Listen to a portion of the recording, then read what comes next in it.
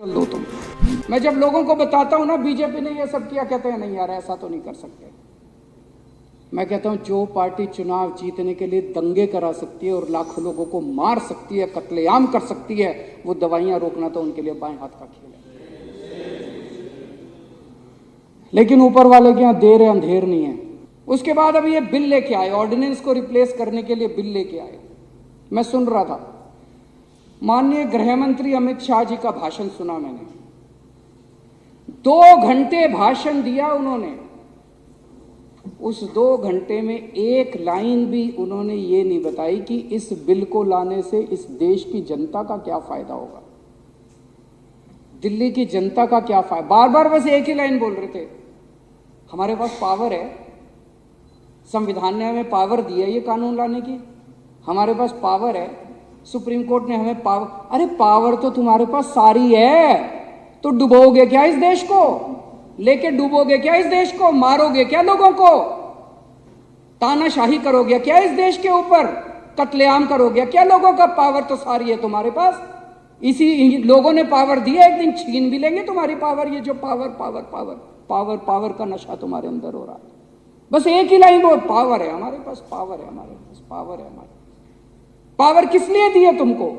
Power इसलिए दी है कि जनता का भला करो, पावर इसलिए दी है कि जनता के लिए काम करो, पावर इसलिए दी है कि लोगों को रोजगार दिलाओ, पावर इसलिए दी है कि सड़क दो, बिजली दो, पानी दो, जनता के लिए काम करो। पावर इसलिए नहीं दी कि जनता के अधिकारों को कुचल दो तुम, पावर इसलिए नहीं दी कि संविधान को कुचल दो तुम। एक चीज सोचने वाली है, इन लोगों को ऑर्डिनेंस क्यों लाना पड़ा? इन लोगों को ऑर्डिनेंस इसलिए लाना पड़ा क्योंकि अब इन्होंने दिल्ली नहीं पूरे देश के अंदर कत्लेआम मचा रखा है। जहां नॉन बीजेपी की गवर्नमेंट है, सबको 2 तरीके इन्होंने अपनाए हैं, 2 हथियार हैं इनके पास जिससे ये सरकारें गिरा रहे हैं। या तो पैसे देते हैं और या फिर ईडी सीबीआई छोड़ के उसको धमकी देते हैं, गिरफ्तार कर लेते हैं, और फिर बेल तभी होती है जब वो अपनी पार्टी बदलता है, उसके बाद ही बेल होती है। इन्होंने दिल्ली में दोनों हथियार इस्तेमाल किए। अभी तक ये 9 राज्यों के अंदर प्रधानमंत्री जी अब एक ये नया घोड़ा लेके चले हैं। पहले भी ये घोड़ा लेके चले थे, अब जो रथ लेके चले हैं उस रथ में 3 घोड़े हैं, एक ईडी, एक सीबीआई और एक कैश।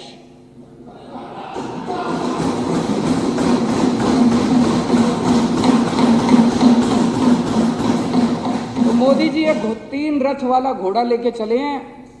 इस रथ से इन्होंने अरुणाचल प्रदेश जीत लिया, अरुणाचल प्रदेश की सरकार गिरा दी, मध्य प्रदेश की सरकार गिरा दी, कर्नाटक की सरकार गिरा दी, पुडुचेरी की सरकार गिरा दी, मणिपुर की सरकार गिरा दी, गोवा की सरकार गिरा दी, महाराष्ट्र की सरकार गिरा दी, उत्तराखंड की सरकार गिरा दी, मेघालय की सरकार गिरा दी।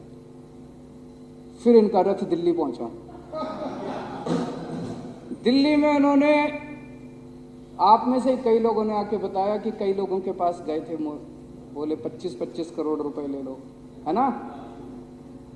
दिल्ली वालों ने हीरे चुन के भेजे हैं जो एक आदमी ने बिका। 25-25 करोड़ में भी नहीं बिके, कोई नहीं बिके।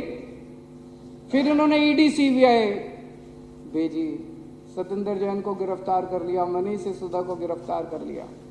अभी हम महाराष्ट्र के अंदर तो खेल देख ही रहे हैं, जो पार्टी छोड़ के उनकी पार्टी में जा रहे हैं सबकी बेल होती जा रही है, सबकी बेल होती जा रही है, ईडी की सबकी।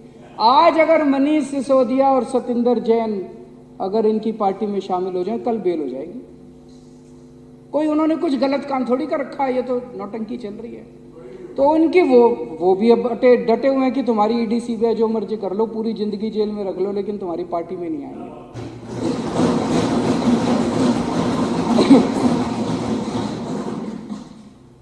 तो इधर इनका ये रथ आके रुक गया, ना तो इनका कैश चला, ना इनकी ईडी सीबीआई चली।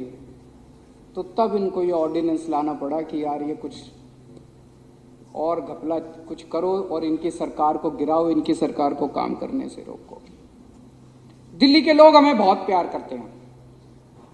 3 पहले हमें असेंबली के चुनाव जिताए, फिर उन्होंने एमसीडी का चुनाव जिताया। पिछली साल इन्होंने कितना गंद मचाया दिल्ली में, जो अभी मैं बता रहा था। पर जनता तो देख रही है, जनता कोई बेवकूफ़ थोड़ी है। इन्होंने इतना गंद मचाया, इन्होंने मोहल्ला क्लिनिक की पेमेंट रोक दी, जल बोर्ड की पेमेंट रोक दी, और ओल्ड एज पेंशन रोक दी, विधवा पेंशन रोक दी, फिर भी दिल्ली वालों ने इनको हरा दिया। दिल्ली वाले जानते थे यही हैं जो गुंडागर्दी कर रहे हैं, कसूरवार यही हैं। दिल्ली वाले हमें बहुत प्यार करते हैं, इसीलिए प्रधानमंत्री मोदी जी दिल्ली वालों से लड़ते हैं, डरते हैं। प्रधानमंत्री जी को यही खतरा है कि कहीं एक दिन ऐसा ना आ जाए कि जैसे दिल्ली वाले इनको प्यार करते हैं, कहीं पूरा देश इनको ना प्यार करने लग जाए। फिर तो मोदी जी दिल्ली वालों को हराना चाहते हैं। मोदी जी दिल्ली वालों के बेटे को हराना चाहते हैं। मैं मोदी जी को कहना चाहता हूं, ना दिल्ली वाले हारेंगे और ना दिल्ली वालों का बेटा हारेगा।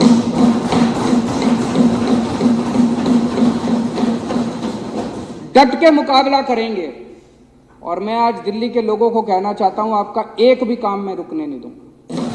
स्पीड थोड़ी कम हो जाएगी, मुझे पूरा उम्मीद है सुप्रीम कोर्ट के ऑर्डर आएगा, सुप्रीम कोर्ट से हम जीत के आएंगे, दिल्ली के लोगों के हक में वापस दिलाऊंगा, और उसके बाद 100 की बजाय 200 की 300 की स्पीड से काम होगा।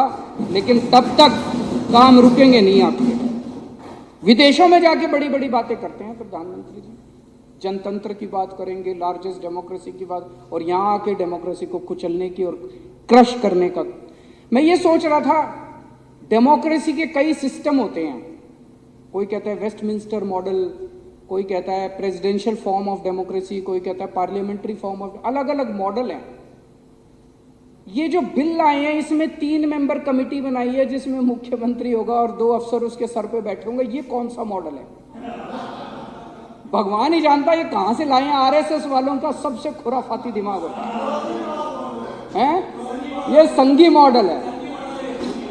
भगवान ही जानता है ये ऐसा मॉडल वेस्टमिंस्टर मॉडल है कि लंदन का। ये संघी मॉडल है जो ये डेमोक्रेसी का एक अलग ही मॉडल ये निकाल के लेके आए हैं। चौथी पास मॉडल है ये।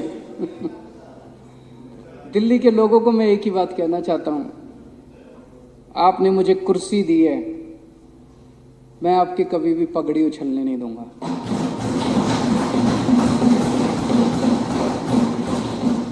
आपका कभी भी सर नहीं झुकने दूंगा।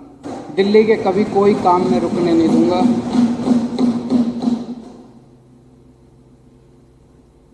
मेरे पास अभी कुछ दिन पहले कोई आया था बीजेपी वाला, वो कह रहा था या तो तुम भी बीजेपी को सपोर्ट कर दो, और नहीं तो या तो तुमको झुका देंगे और या तुमको तोड़ देंगे। मैं उनको कहना चाहता हूं कि इस दुनिया में कोई माई का लाल पैदा नहीं हुआ जो दिल्ली की जनता को या तो झुका दे और या तोड़ दे। दुनिया में कोई माई का लाल पैदा नहीं हुआ जो केजरीवाल को झुका दे या केजरीवाल को तोड़ दे।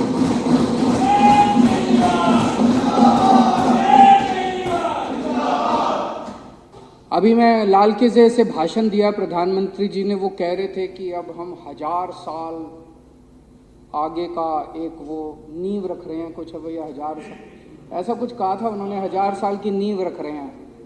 तो 1000 साल का अगर मॉडल यही है कि देश का एक प्रधानमंत्री होगा, 32 गवर्नर होंगे, और वो प्रधानमंत्री दिल्ली में बैठ के और उन 32 गवर्नर के जरिए पूरा देश चलाएगा, तो मैं प्रधानमंत्री जी को कहना चाहता हूं कि 1000 साल तो क्या 5 साल भी आपका ये मॉडल 140 करोड़ लोग मिलके इस मॉडल को चलने नहीं देंगे आपका। हमने आज़ादी केवल अंग्रेज़ों को भगाने के लिए नहीं पाई थी। इस देश के लोग सरकार चुनेंगे, आप उस अधिकार को छीन नहीं सकते, आप जनतंत्र को कुचल नहीं सकते। केंद्र में भी सरकार लोग बनाएंगे, राज्य में भी सरकार लोग बनाएंगे, पंचायत में भी सरकार लोग बनाएंगे, और म्यूनिसिपैलिटी में भी सरकार लोग बनाएंगे। आप अगर सोचो कि आप प्रधानमंत्री बनके और गवर्नरों के जरिए और लेफ्टिनेंट गवर्नर के जरिए पूरा देश चलाओगे, तो 140 करोड़ लोगों का सामना आपको करना पड़ेगा। 1000 साल तो क्या 5 साल भी आपका ये मॉडल नहीं चलने वाला। और मेरा दिल कहता है आने वाले लोकसभा चुनाव के अंदर 7 सीटें दिल्ली में बीजेपी हार रही है, और ये वाला चुनाव दिल्ली को पूर्ण राज्य दिलाने का के मुद्दे के ऊपर